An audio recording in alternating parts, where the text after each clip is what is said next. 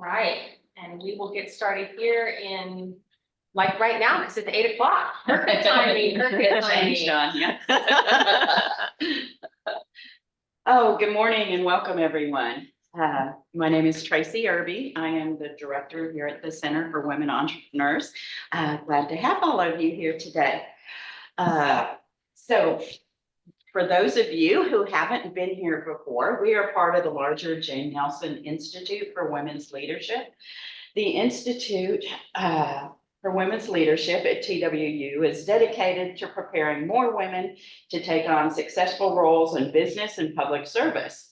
It's 3 specialized centers: Center for Student Leadership, Center for Women Entrepreneurs, and Center for Women in Government. Ensure women have the education to establish careers as successful executives, skills for building entrepreneurial businesses, and framework to run for public office. Our center was funded in 2015 just to help promote women entrepreneurs anywhere in the state of Texas, and you don't have to be part of the TWU University system to take advantage of our services. I'd like to introduce our staff. You have heard from Donalisa Stinyard already. She's our associate director.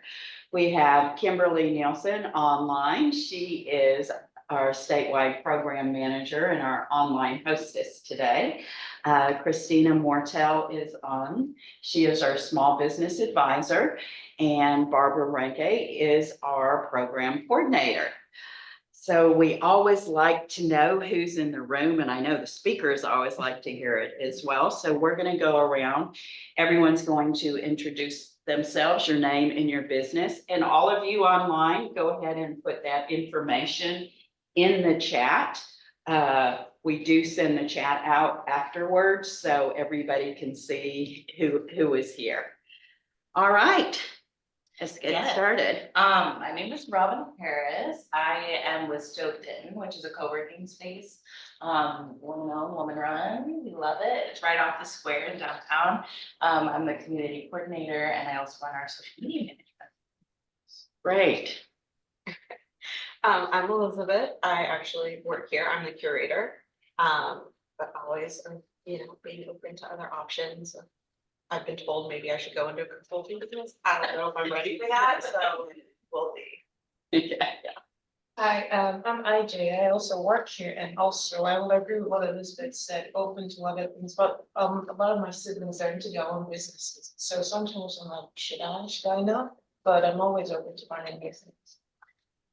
Great. Hi, I'm Jessica DeLeon, and I'm about to launch my website this summer. It's called Solarlist, and we provide checklists and other resources for single women. Great. Well, thank you, all of you. And again, all of you online, you can put your information in the chat. Well, now I'm excited to introduce our speakers. Today we have Jessie Geary of Greeneyedambition. She is an expert in back office systems for service-based businesses. With over a decade of experience as an event manager and a certification as a Honeybook Pro, she brings a wealth of knowledge and expertise to the table. Throughout her career, she has successfully managed thousands of events, honing her skills and insights into the intricate workings of efficient business operations. As a certified business consultant, she is committed to helping fellow entrepreneurs navigate the complexities of running a business and implementing strategies for sustainable growth. Her mission is clear: to assist business owners in understanding the fundamental principles of business management and establishing robust structures to facilitate scalability. All right, Jessie, welcome. Thank you. Well, I just want to say thank you for having me as a speaker today. I am truly grateful. I've been in this place where I really want to be able to help entrepreneurs or people that are starting out to just really understand the importance of just the foundational stuff, because I feel that one of the things that happens is that everyone goes for the clickbaity things on social media. And for someone that has a business and it has a sustainable business, I'm like, all that stuff isn't important. So I want to share with people the things that help you of handling customers and then also being able to scale. Because one of the things that people often come to me about, or we have conversations about, is like, I want to have more clients. And I'm like, okay, well, how are you handling the clients you have now? In reality, a lot of times people don't have the capacity internally, just in this, how they do things, to be able to handle that additional 5%, not even 10, 15%, which for a lot of people, that's not even a lot of individuals. That's just an extra 3 customers in a month.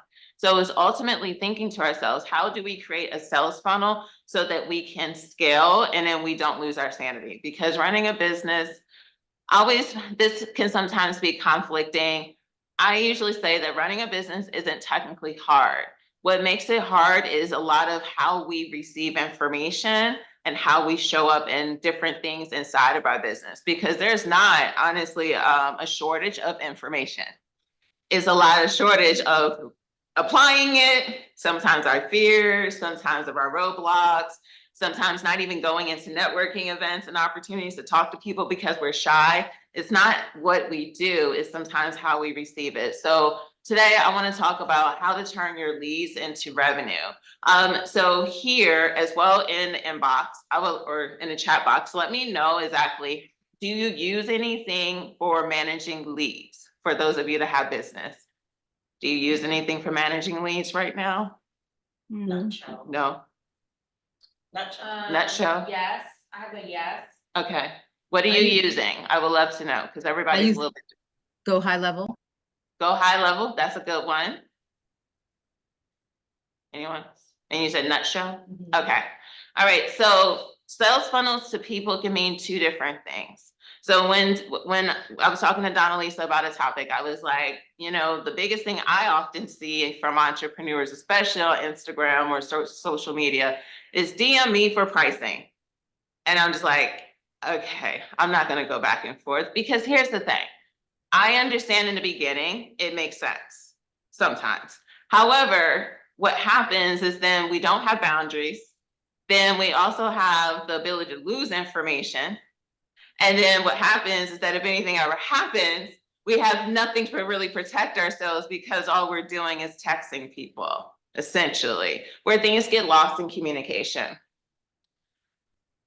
All right, so today and I do have a download and resource that's going to come up later, so you can is a Google Doc, so that you'll be able to get access to that as well. So I want to talk about why it's important to convert DMs into sales and some of the tech that's out there to help support you. Because the thing is that and I even said this in a speech last week, is that we sometimes get so involved in doing things like in our service, but we don't spend a lot of time doing the things that help us grow. And I think that what is important is with tech is allowing it to give us more time so that we can handle more. If it's so much of a manual process in our DMs, you're automatically limited on what you can do, because if you're always going to be texting people, that means you're not doing your service or doing the things that can actually help with moving you forward.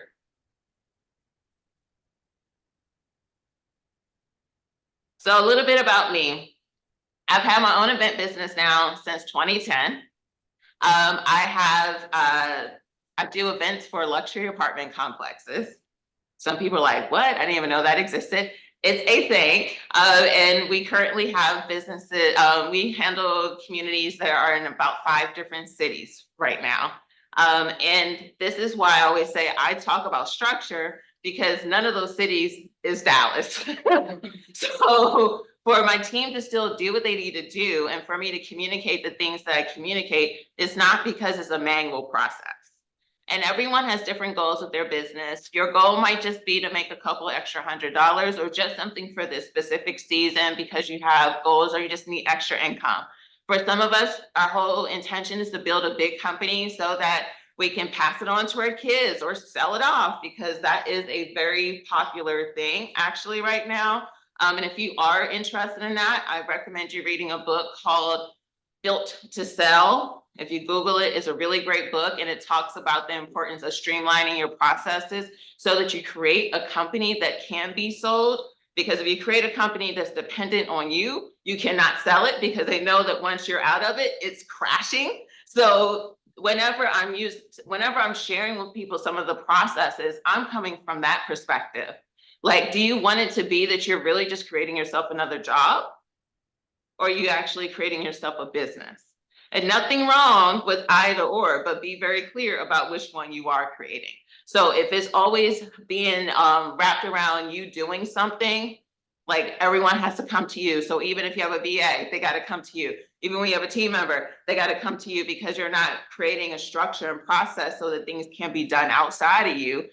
You're creating yourself a job, not a business. So just be present to that. So when it comes to turning DMs into sales, you want to learn about how to maximize your sales funnel. So who's heard of sales funnels before? Raise your hand. Okay. All right. So sales funnels is essentially the process from someone being aware of your business to you executing. And there's different stages within that. Often what happens is that we allow it to collide together compared to seeing it as individual steps and what are the things we're going to do to help with either converting that client or nurturing that client so they continue to spend with us. So this presentation, my whole goal is just to help give you some understanding of how you can have a sales funnel that allows you to understand like what people are wanting, where people are coming from, and actually allowing you the space to scale your business, because if everything is done manually, it does automatically create a limit. Because think about it, a lot of corporations now, they're all going to tech. And it's not because they don't like people. I mean, I think sometimes people like, oh, that's what they're just trying to be more efficient. And I know sometimes when we can be on the other side of it, we're like, well, why do they cut all those things? But when you start paying people, and it's your operating expenses and you have to pay people, and if it's cutting back on the profit that your company needs to make so that it's profitable, you're going to make those decisions as well. So I think it's important for us to understand how to be able to do these processes efficiently so that you're able to grow. Okay, so as I mentioned, I have over 14 years of experience in the event industry. To be honest, like I say 1,000, but most of the time we're averaging anywhere between 400 to 500 events a year. So we are high volume, very organized, and we have less than a 5% issue, customer satisfaction. So to do that amount of quantity, to know that majority of our events do not have any issues, is because I've had to extensively think to myself, how, if this happened, because mistakes happen. Things happen for me all the time, not all the time, but often. I don't want to say all the time. It's like almost a trauma response at this point. But what I've had to do is that whenever something doesn't go right, I use it as an opportunity to think about how do I improve my system to avoid those misunderstandings. How do I make it so that people know what to expect next? Because especially for those of us that have service-based businesses, it's really important to learn how to build trust, how to build rapport, to educate your clients, because the thing is that depending on the type of service you have, your client really doesn't know much about it. That's why they're coming to you. So if you're wanting to give them this approach that helps them with understanding more about you, this is why I'm big on like systems and automations that can send out just an email. Like I work with a lot of people in the event industry. I have people that have event venues. I'm like, send your person that rents your space a heads up a week before, giving them an idea of the rules for your space. I'm like, you're expecting them to know, because every venue is different. Every venue has different rules. I'm like, so why would you get upset or feel violated? Because often when I talk to entrepreneurs, they think everything's an offense when it's honestly, they just don't know what they don't know. But we receive it in that capacity for some reason. So what I always say, whenever you start to feel that and you're yourself, this is where you can think about, how do I improve it? What can I do to provide a better outcome for the next person? And that might not ever come up again, but it's better to be prepared, and it automatically helps you with improving just your business. Like I used to run away from mistakes, but at this point I'm just like, okay, what should I have done better? What can I do? I talk to my team members about it, because if it's all dependent on me, I don't want to be the smartest person in the room, not even in my own business, to be honest. I like for people to kind of like tell me, because this is what they do.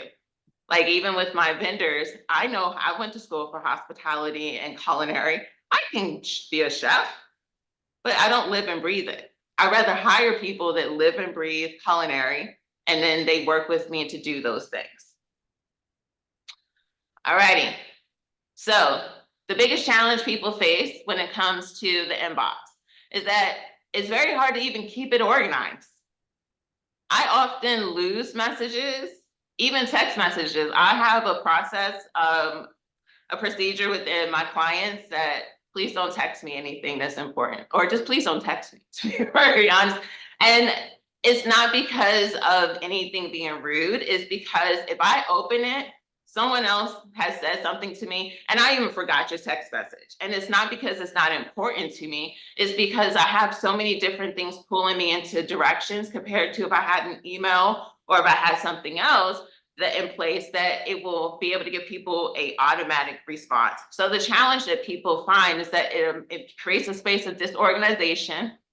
They miss chances. Like I recently, like in the last 2 weeks, I had someone that I had DM'd, I was like a message, I was like, hey, I'm just curious, do you, because it's something for Valentine's Day, I was like, hey, do you do on-site, I forget what service the person had.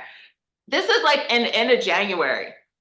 She messaged me back 2 weeks ago for something that was happening in February. She's like, oh my goodness, she didn't even see it. Because a lot of times when people, they say DM for info, they don't respond. For someone as an event coordinator, and this is what I live and breathe, I automatically expect that only 10% of the people I'm gonna message are actually gonna respond. And I'm trying to pay them. And that's why I always tell people, like, this is why you want to have something that people can easily go to a contact form, go to some kind of place so that they can give you information. And most importantly, you can give them information. So if you have some type of system that when someone reaches out to you, that they get a brochure, or they're able to get at least a text or email, like an email back saying, your request has been received, you'll hear back from us in 24, 48 hours. If a client doesn't wait, oh well. However, people appreciate communication. When you don't communicate, that's always an issue. But if it's gonna be 24 hours, as long as you do your part of responding within 24 hours, there's typically not a problem. It's just that when we have auto responses and we're not obliging to it, that it becomes an issue. So it really does limit your scalability, because if everyone's DMing you, it just, Robin manages, like, can you, like, how much, like, just when we did the event last week, how many tags that they probably were? A lot. I miss TikToks. I mean, like, can you imagine if someone really wanted to hire you, but you don't have a link? And this person, because they're viral or they're very busy at this moment, they have 100 different messages, but you don't have a way for someone to book you? That would be strenuous. So this is why it's important for you to be here today. All right, so the answer is having a sales funnel. So I'll be talking about later on in this, like, different ways to be able to capture information. Because the biggest thing that people are even finding right now, I mean, one, we don't know what's going on in the ether of TikTok. I feel like Instagram, I'm sorry for the Instagram lovers of the world, I just feel like they're not for business owners. I mean, like, they haven't been for a very long time. They're very much so, like, and I get it, they're a business, they have to make money, but they do not care about us by no means. So now they have this new model where you're gonna have to pay for visibility and reach and all those different things. And the thing is then it helps you feed the algorithm, which means you keep more people on their platform, and they don't care if you get customers. So I always tell people, you want to get people off of that platform. So you want to be able to capture their information, because I don't know if it's ever happened to you, but even for myself, I thought friends got off of Instagram. And then all of a sudden the algorithm is like, oh, here goes your girlfriend again. And I thought that they weren't, and I go on their page and they still posting, but I don't see their information. So can you imagine if a customer really wanted your service, but they don't really remember your name, and then Instagram don't allow them to see you? And now they just find, now because they were searching for a certain term, what Instagram's gonna do? Show them 10 of your competitors. So then you don't even get the client anyway. So I always say it's important for us to get people off of the platform so then you can control what's going out to them, not dependent on some of these platforms because they really don't care. They really, really don't care. I mean, maybe LinkedIn is a little bit better, but Instagram definitely. I put money on that. They really don't care. So you just control your platform. Don't rely solely on possibly someone seeing your information, because the way the algorithms work is that if someone is looking for, let's say, a copywriter, and they search for it, what the algorithm's gonna now do is show you a whole bunch of copywriters, and they're not going to see your information anymore. So this is when you do have someone that's engaging with you, you want to be able to start capturing information. So I do talk about the importance of having newsletters and having some way that people can sign up. Because think about it, if you go on Target's website, if you go on any retailer's website, they're always asking you for their information. And it's not because you're going to forget about Target, but they want to be able to market you. When you go into a retailer store, they want to market you. And I think that there are certain things that small business should really start to look at what some of the big business do and the reason why they do it, so that we can start implementing it into our business. So awareness, when you're having a sales funnel, you want to think about what are the things you're going to do when you're just trying to make people aware of your brand? What are going to be the things once they're actually interested? And then when you're actually executing the actions. And of course, everyone's business and what they offer is going to be a little bit different, but I want it to be general in the process of a sales funnel. So awareness is where we start. Because sometimes you have on Instagram someone that just asks a question. So like, hey, do you serve in this area? Or roughly, what's the price for this? Or they might just go into your stories and just say, oh, that's a really cool product. Are you going to just say, oh, okay, thank you? Like, what are we going to do when someone engages with our stuff so that we can actually get them off of these platforms? So the key is understanding that direct messages on social media can be a very powerful tool to potentially get customers into your sales funnel. And one of the tools that I recommend for people is ManyChat. A lot of people have been starting to use it. It's extremely affordable-ish, you know, it depends on where you are in your business. ManyChat, it is, I think under $30. I'm pretty sure it's under $30. And what happens if you haven't experienced this, like if you ever see comment underneath my post and say this, and then magically you get the message inside of your DM, that's because they're using a bot that, based off of using certain words, is automatically sending information to the person. So I have a friend who has a social media management company, and she has that when anyone responds back to her Instagram stories, she has a message that goes and say, hey, how are you doing? And something else. And then she has another response that says, just in case you don't know, I have this free download right now that teaches you on Instagram, blah, blah, blah. Some people will click on it. Some people may have already clicked on it. And honestly, when I get it, I just skip over it because I already know what it is. I don't need to re-sign up for it. And it doesn't annoy people. It's just a way to be more efficient. So when we're turning our DMs into it, auto responses, personalized responses will help you with nurturing leads, but it's ultimately, where are you taking them? So even though I'm going to teach you today about how to get your DMs into your sales funnel, it might be because you're trying to get them to book a call with you, to buy your product, to sign up for an email list. It's important for you to know what's your intention, because I can't tell you the intention, but I can give you some different intentions that can be helpful for you. And has anyone heard of ManyChat before? I know one person. Anyone in the group online, have you heard about ManyChat? I just, Oh, okay. Can you use ManyChat in a YouTube description? So. No, unfortunately, not yet, because they don't do TikTok. It's only Instagram.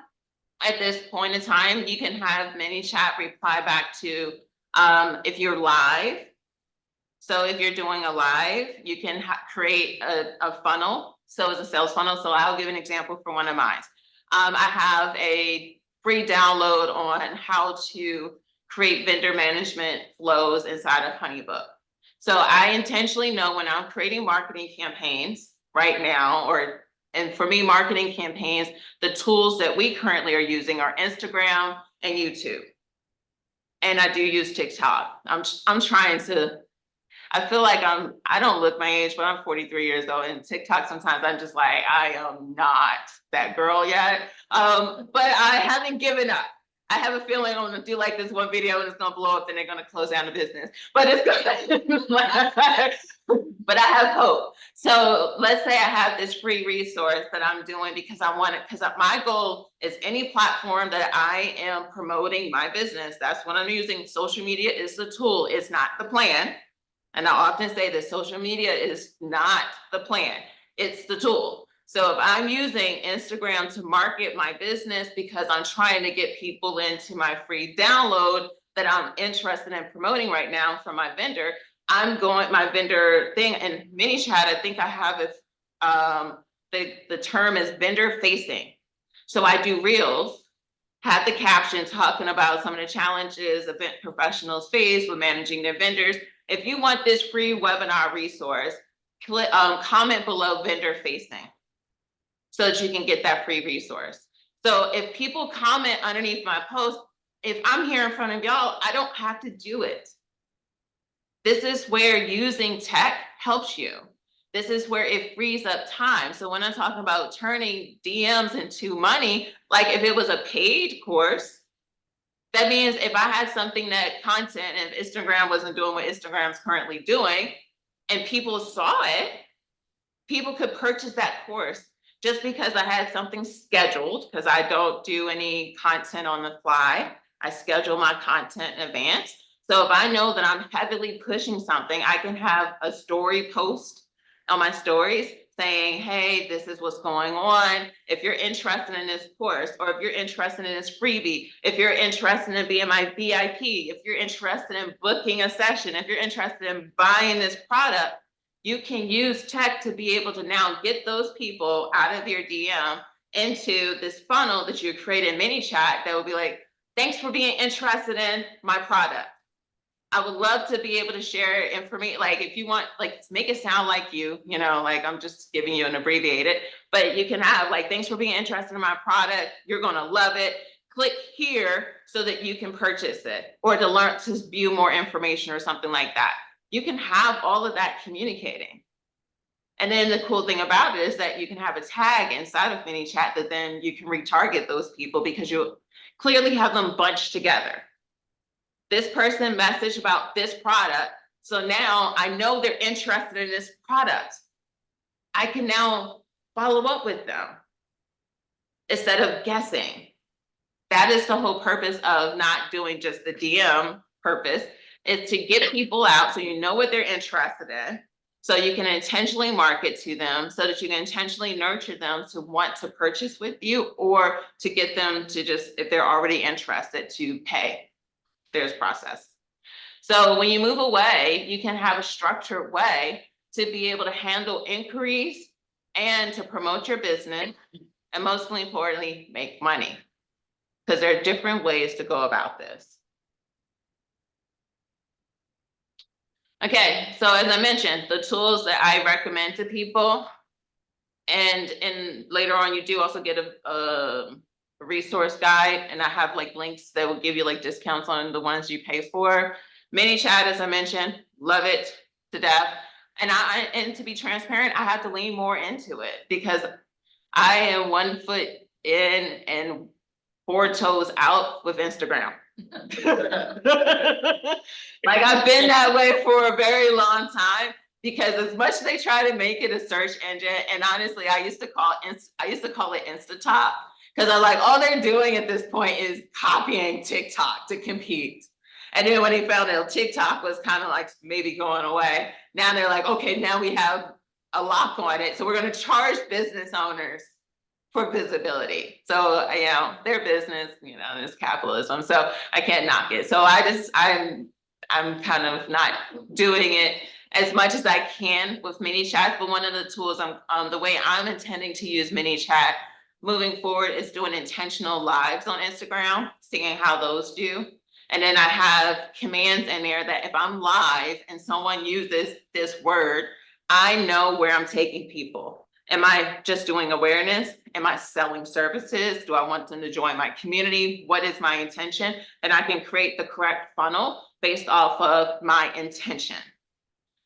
Google Forms, if you're in a place right now where you maybe can't afford to use a CRM, Google Forms are free, which will allow for you to do an inquiry form where people that are interested in your services, you can design it a little bit where you can have people give you their name, number, email, they can do toggles and things like that so you can see. And I think I have some slides that show you what a Google form looks like. I have used Google Forms for different things in my business because you always just want to gather information. Always think, how do I gather this information so that if I need to print it, like with Google Forms, if a bunch of people come through that form, I can easily see what are their responses, their contact information, their emails, what were they interested in? Because I'll always say data is king for entrepreneurs. Nothing about our businesses, I don't care what type of business you have, should not be by happen chance. We have data, it's just what are we doing with it or if we're collecting it. Honeybook, I love Honeybook, I'm a Honeybook pro. However, the cool thing about Honeybook is I can have that same inquiry form.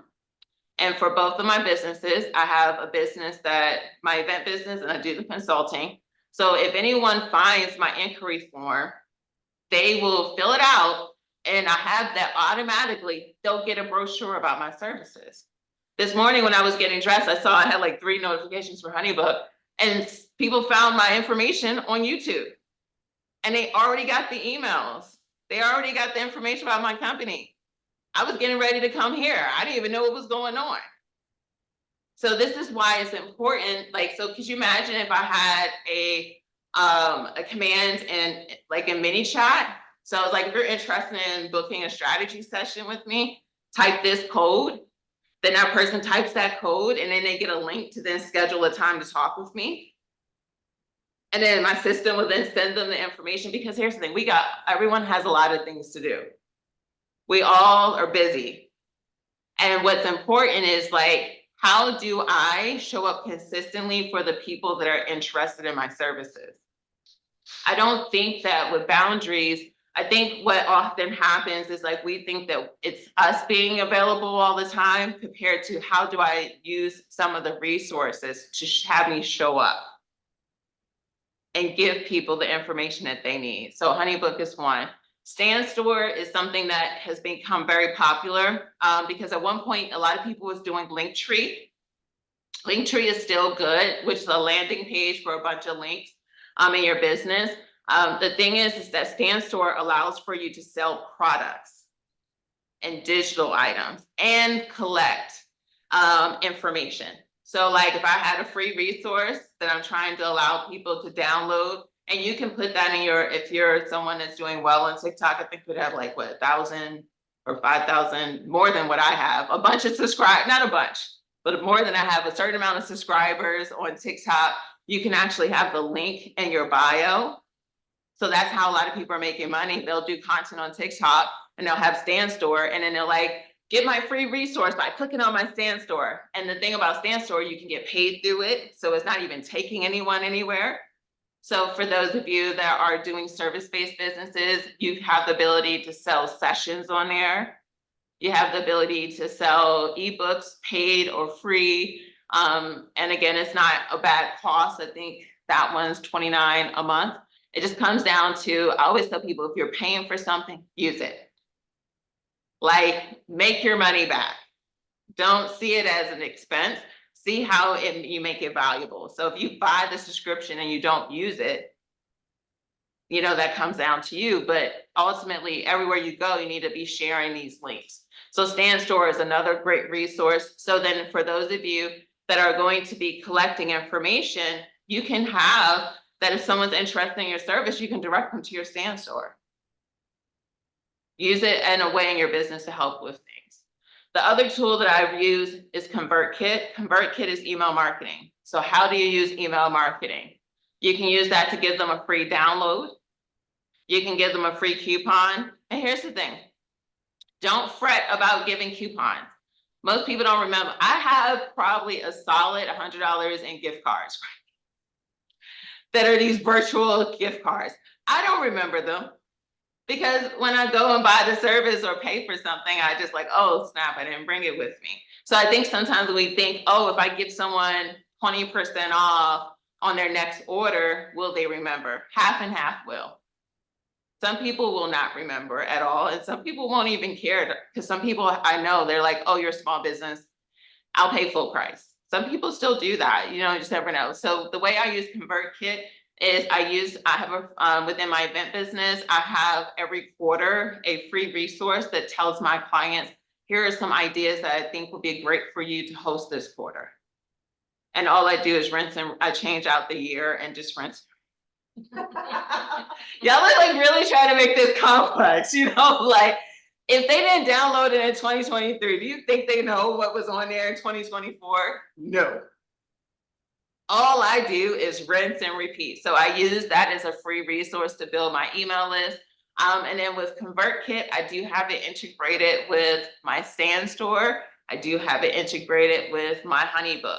So whenever someone reaches out about any of my services on Honeybook, I have a funnel that just nurtures the person, sharing with them some of my favorite resources that I either created or someone else has created. Because when you're the pro or expert in your industry, it's not always based off of what you create. Like how when we first started talking, I said, if you're looking to create a business that's going to help, that you can sell at some point, rebuild to sell, do I need to write a book about that? I honestly don't want to. So what I do is I intentionally read information, I look for it, and I think to myself, how can I use this information to help my end client to get the result? When you're the expert, it's not because of all what you're creating, it's because of what you know and the things that you're looking for that helps people get to that goal. All right, awesome. So ConvertKit, I recommend, and the integration that you can use for that is going to be Zapier. So I have some screenshots of what ManyChat looks like because I know it can sound almost like porn. So ManyChat is a chat box that automates your DMs and interactions to help with engagement. And I've only really hit the outer crust of ManyChat. I've heard some people that have like super intricate ones. I'm not there yet. And I'm honestly on the fence of just paying someone to build it out for me, because if it takes, I often think to myself, time is money. I can pay someone that masters it and they may charge me $100, $200 to do it, but they'll do it faster. I'd rather use the time that I would be getting compared to me watching 5 YouTube videos and 6 hours later. Like often that's what gets me is like, oh my gosh, I've already spent 4 hours and let me just pay somebody because I know I can get my time back. And it's going to be way better than what I would have created. So ManyChat, as you can see in the slide, essentially you can have commands. It will tell you how many times people clicked on it. It'll tell you based off of those person's response, like if they actually clicked on the link that was in there. You can have it that if someone replies back, that it automatically sends another message to them. So they can have you can have someone having a full-on conversation, like depending on how well you want to build it, you can have someone having a full-on conversation in your DM and you're out running errands. And you would have no clue about it. So, I mean, when you go ManyChat, or when you'll just see all these notifications and you go in and you're like, hold on, what's going on? So that's the cool thing about ManyChat. So you can see here that it says like how many contacts came from it. If I was collecting emails, I wasn't collecting emails, I was directing people somewhere. So that's how I use ManyChat right now, is directing people places. So then I don't have to remember those. And you can see the message. I was like, yay, thank you so very much for wanting to attend my Honeybook workshop on how to use it for vendor management. Sign up for the register link below. At one point, this was manual. So if someone was commenting, you had to remember and sit down, or another time of day, you had to sit there and send these messages manually, and 9 times out of 10, I wasn't doing it. So, or I'll just keep like telling people, go click on the link in my bio. So this saves me time, and it helps me be consistent as well. Okay, so now this is what Google Forms looks like. So I just gave an example of one of the Google Forms I have. You can use this for a wait list. So for those of you that are just in the process of testing out your program, testing out the services, I do recommend using Google Forms like that, because you might not have clarity on the messaging if there's true interest. So a lot of times what I like to do is, like, if there's something that I want to launch, I will typically create a Google form so I can capture information to see if I'm promoting it, if I am saying, hey, if you want to get on the wait list, or if you want to get more information, you know, go to this link. If people aren't going to the link, that means that they're not interested. So then I don't pay or spend my time creating a landing page and having, like, time is money for me. So this allows for me, I can throw this together real quick and simple, compared to having someone create a whole website, like invisible website on my webpage, a webpage on my website. Okay, so then when I mentioned about Honeybook, this is how you can have multiple inquiry forms depending on the type of outreach someone's going to have. So when you're even thinking about inquiry forms or sales, think about the different types of customers you have, because it may make sense to have different inquiry forms for the different types of services. So let's say you are like the social media manager that I mentioned. You do Instagram, you might also have a LinkedIn package that you offer, and then you might have consulting. It may make sense to have 3 different inquiry forms, or it might just make sense to have 1. It depends on the type of business. So, and then the thing is that when you have multiple lead forms, think about where you're putting it. Because you want the inquiry form, because you're gathering, the whole point of getting people out of your DM is using something that's gathering information. If we're either having an inquiry form, if we're either giving them some kind of freebie, like they're getting into our email list. Those are the 2 main things I always think about when you're getting people out of DM. You're either getting them into your email list, or you're getting them into your inquiry form so that you're able to make money. And then this is what the Stand Store looks like. As I mentioned, it's a landing page. And the cool thing is that with Stand Store, it actually gives you analytics. So it'll tell you how many people have actually come to your Stand Store, how many leads you got that day. You have the ability to change the design. So if you want your branding and things like that, you have the ability to do that as well, so that you're able to capture and lead people where you're wanting to capture and lead them. So I like the fact that for my email list, like my freebie that people can download right from it, I can clearly see what are the names and emails of the individuals that downloaded my freebie. And then if I have the information, now I can do intentional marketing that's aligned with that freebie.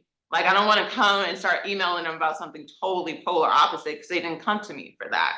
But now that I have their information, I can do intentional marketing campaign towards that.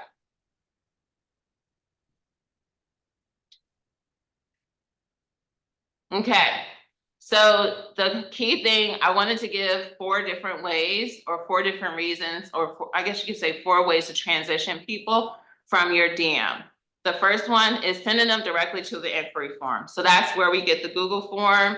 That's where we're getting the Honeybook or some type of CRM that's allowing for people to complete an inquiry form about your services, so that they can get either some kind of follow-up, they can schedule a consultation, they can buy your services in some form or fashion. The other way that you want to direct people from your DM is to send them a special offer. It doesn't have to be to cost you anything.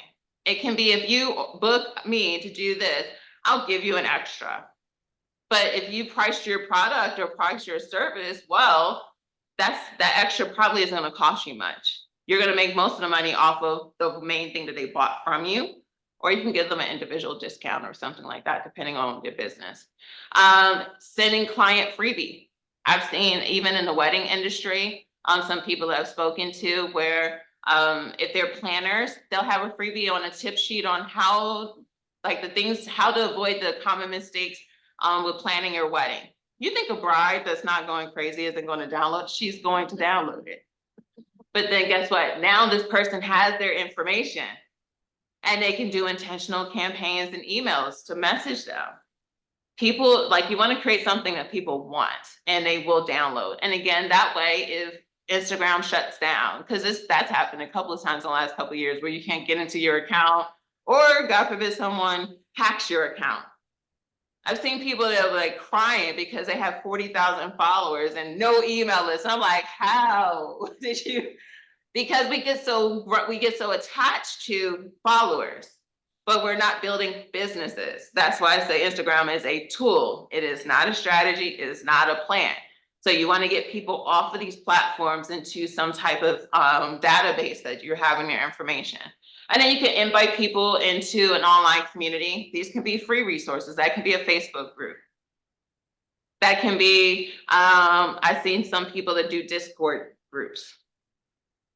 Depending on, again, your service, I don't like all those messages. I keep my phone on silent, no vibrate, so that's not fun to me. But if you wanted to do a free Facebook group because of the type of service you have, because you're trying to do market research. I've heard some people that do that, like someone that is a sewer, like she teaches sewing classes, she created a Facebook group.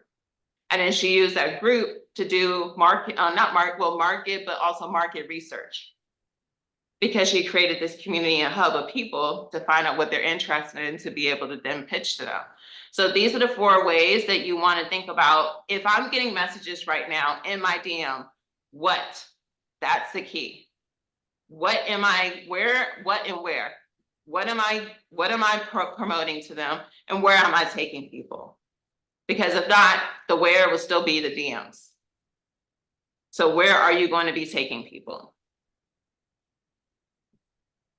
All right, so here's the free download guide that I gave. And for those of you that are interested in ManyChat, I even have like a page that teaches you on how to use ManyChat. Very beginner level, because I am very beginner level as well. So make sure you take and download that freebie. It'll just ask you for your name and email, and I'll send it to you. And I'll give you a few moments to do that. So make sure.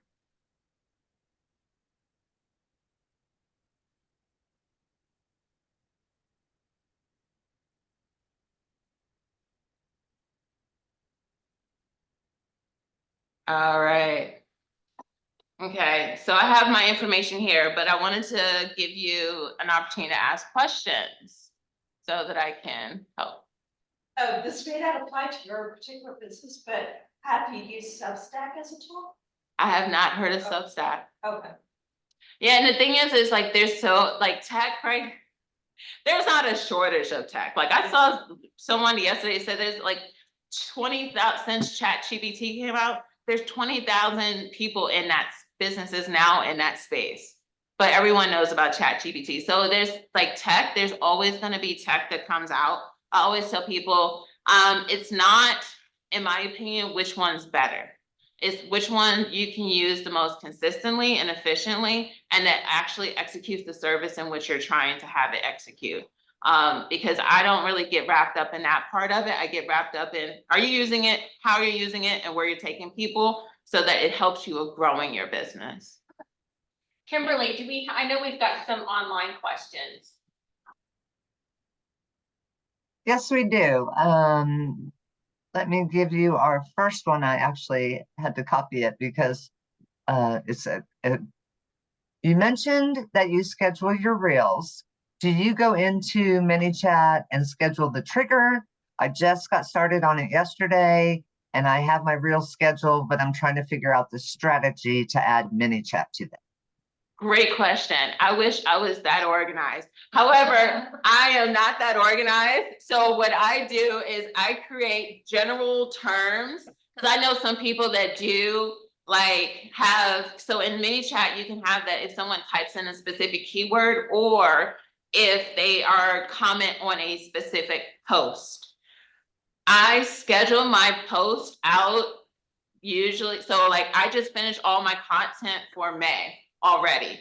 So for me to now think after the fact, let me go into mini chat for a specific post, I just don't, that's not how I create content. But you know, either or, it just depends on if you're someone that schedules their social media content in advance, or if you're kind of like a post and go kind of person. I am very much so not the post and go. So what I try to do is I have a list of all of my commands so that when I'm doing social media content, I know what my content is about and where I'm taking people and what the intention is. So then I use the correct code for people to comment on. So then I don't have to do that. So just figure like, and one of the things I would also recommend is create folders and they're based off of the type of command. So it makes it easier and keep it organized, because the mistake I did in the beginning is I had like 20 different commands and things like that, and it wasn't easy to find it. So I'm always thinking like, okay, if I have a team member and I want them to look for our Honeybook commands, I want them to just go into the Honeybook folder. If I want them to go to YouTube, I have a YouTube folder, so then that way they can know where to find that information as well. I hope that question answer was good. Any questions in here? All right, do we have more online questions, Kimberly? Yes. What is the best lead generator for a beverage catering business, in your opinion? Ooh.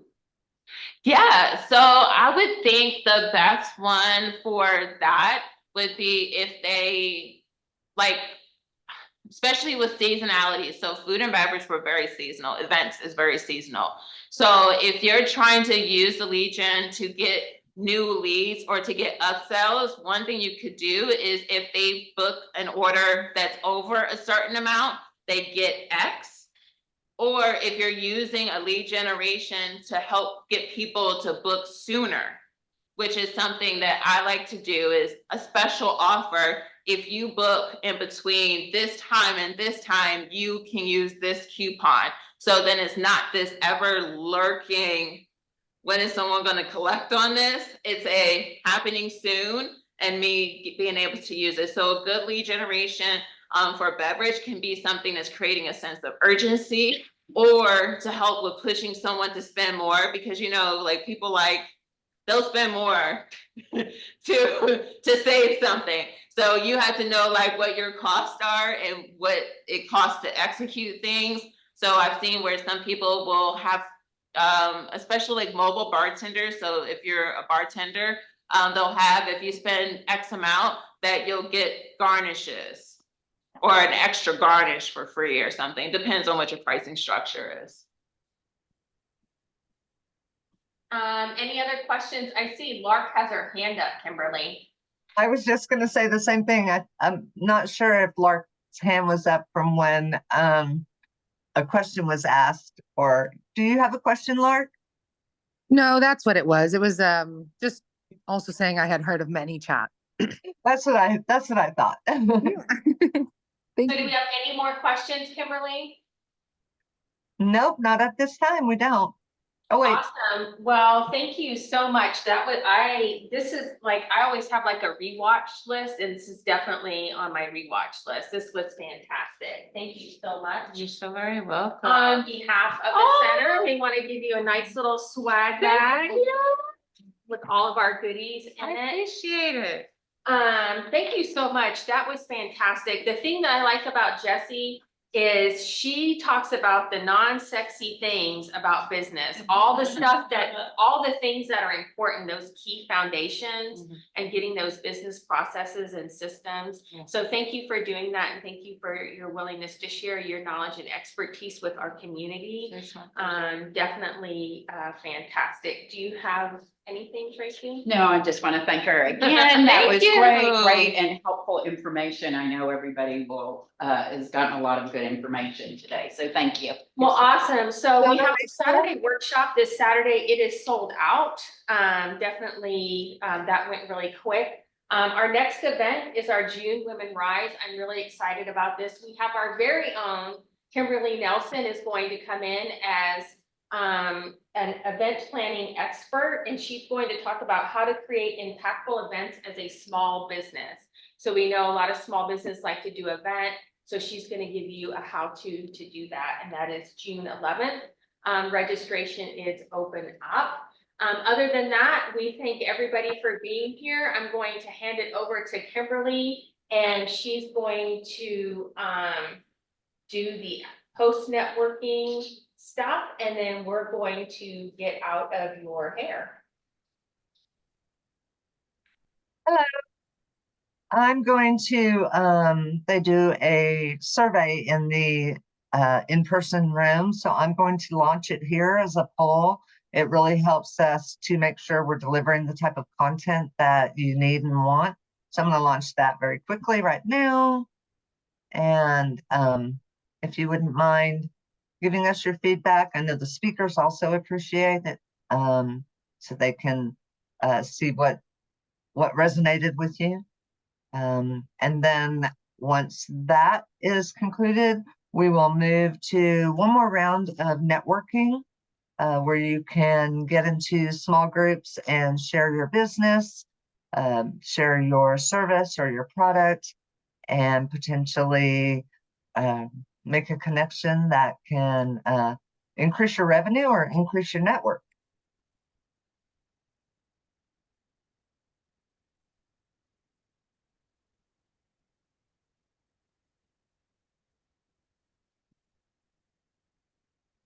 Thank you for joining us, Lawrencina.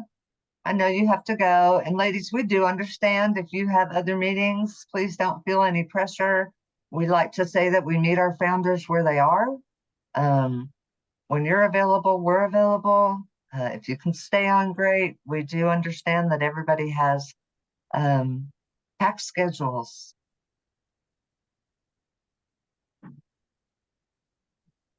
This is Susan Cooper. I had a quick question.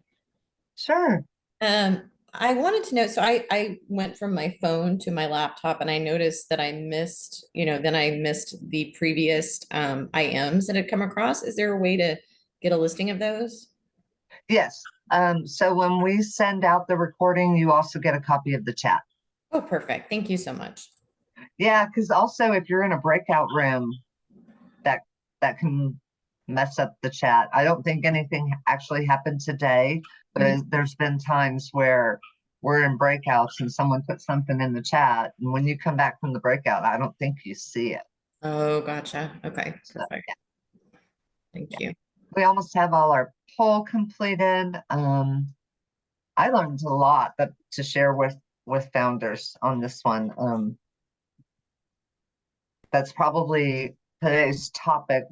Probably one of the biggest concerns I hear is processes. I need help with processes.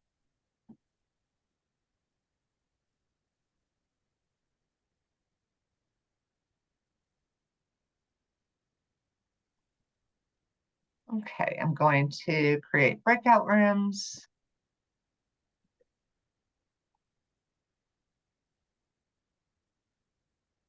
I'm going to go ahead and close the poll.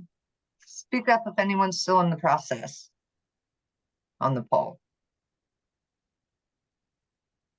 All right, I'm going to go ahead and close that. And create a round of breakouts. If you end up in a breakout room by yourself, sometimes people have to leave the meeting, but they forget to close their Zoom, so they're not actually there. I will move you to a breakout room with other people.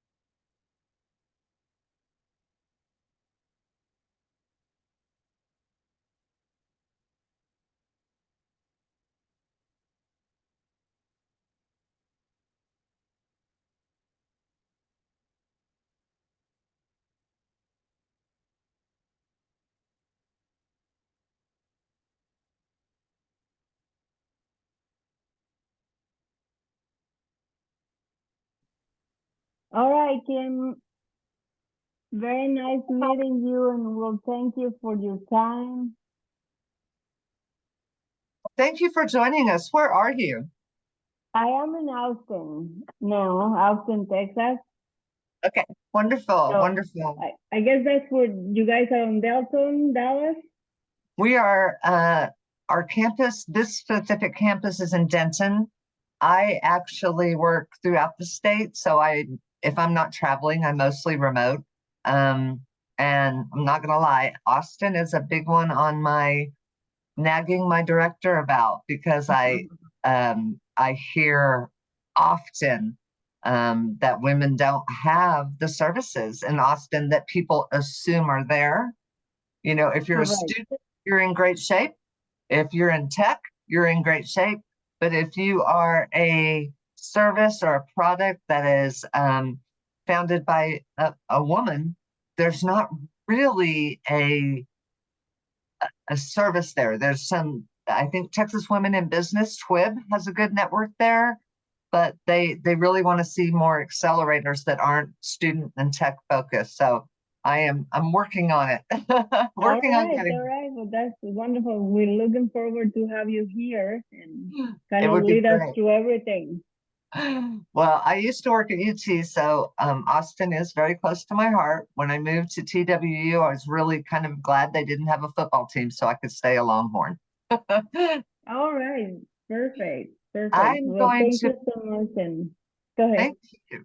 I'm going to put in the chat the link to our accelerator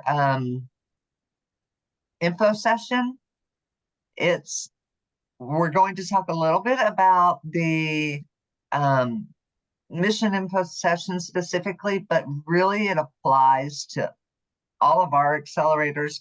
And I feel like it applies to accelerators in general. If you're, you know, if you've thought, wow, I wonder if that's a good thing for my business, why isn't it letting you do that? It might be something that that you want to join. It's a drop-in. Don't feel like you have to stay on the whole time. But if you're interested, there's the link to it. So that's all we have for today. And I will see you next month. Not gonna lie, I'm a nervous wreck about speaking. I love the virtual room. I do really well in the virtual room. It is my comfort zone.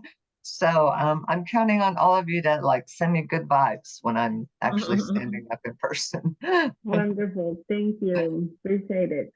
We got Thank good y'all. information, so we'll go ahead and use it. Thank you. Bye all. I'll see you next month. Thank you so much.